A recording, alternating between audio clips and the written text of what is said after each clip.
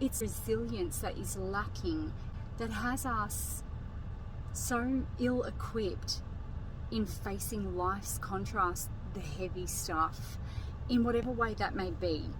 And it has people dependent on things to play out in certain ways in order for them to feel like they can keep going in life. But the truth is, it's the very thing, these patterns, these persistent patterns that play out, that is what keeps you from never actually living life. Instead, you remain stuck in this mental prison of feeling fragile and weak and vulnerable to the process of this life. This process of life is never going to change.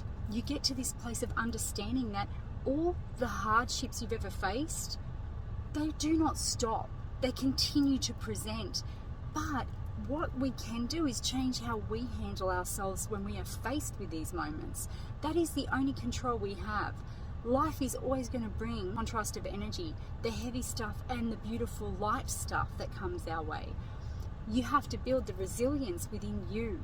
That's what needs to change. It is our stepping forth, how we are going to invest into those situations, how we are going to handle ourselves and project our energy out of us.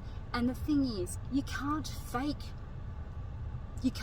resilience, because energy does not lie. It does not discriminate. It vibrates out into the world and will constantly mirror back your true vibration. So no matter what words come from your mouth, you can say the most positive things. You can affirm a positive mindset as much as you want out into the world. But if you don't radiate that energy, frequency out of you, out of your heart, you get no change. You keep repeating and you will keep crumbling when you are faced with these hard times, almost like it'll justify you giving up or sabotaging situations, because a lot of people throw their hands in the air and go, what's the point? Nothing's changing for me, so what's the point, right?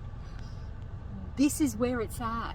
It is that they are failing that last step. You can read all the most positive things. You can listen to all the most positive podcasts and audiobooks and take in as much positive information as you want, but if you don't actually apply it and invest it into growing your energy frequency into a higher vibration, you get no change and you keep giving up on yourself.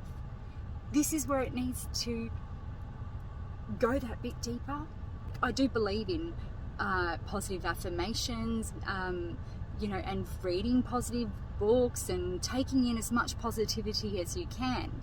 But you also need to appreciate the qualities within you that you do like, that you can embrace, and you hold on to that first and foremost. And then you can start accepting just a little at a time of things that you have to move through within you that can keep heightening and leveling you up in your vibration. Because we often are our own worst critic, our own worst enemy when it comes to the way we do our self-talk within us.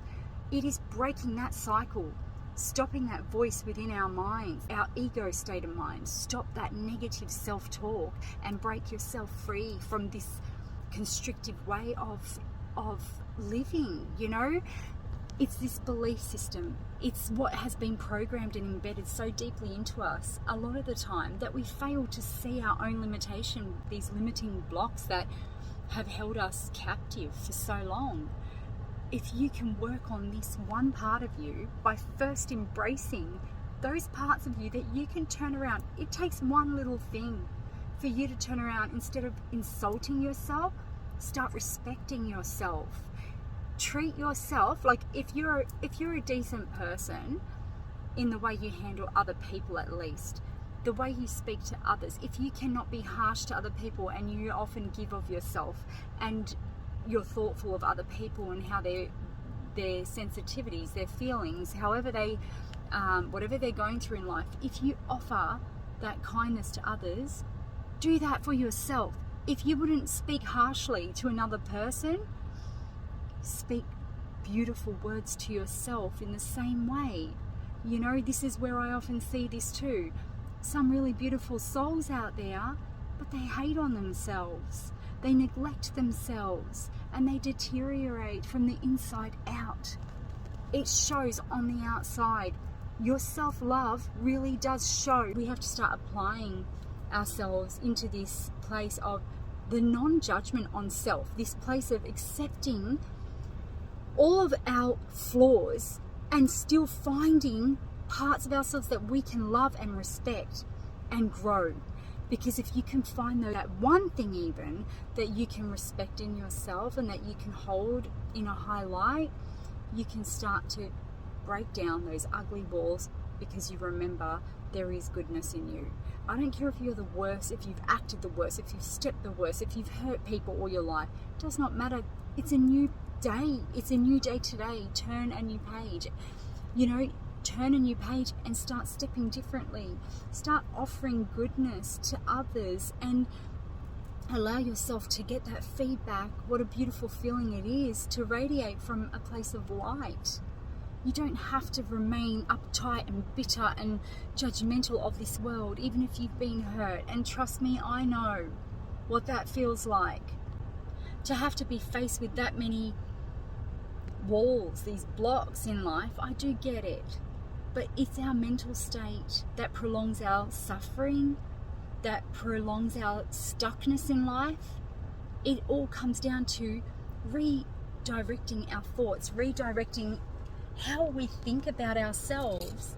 When we can love ourselves and respect ourselves, we finally turn the wheel and we can actually walk differently. We can actually start to experience life with happiness, and enjoy the small things. That's where it is. It's there. It's in this place of starting within. Once you start loving yourself, this whole world shifts and you see the beauty in everything, even in the dark.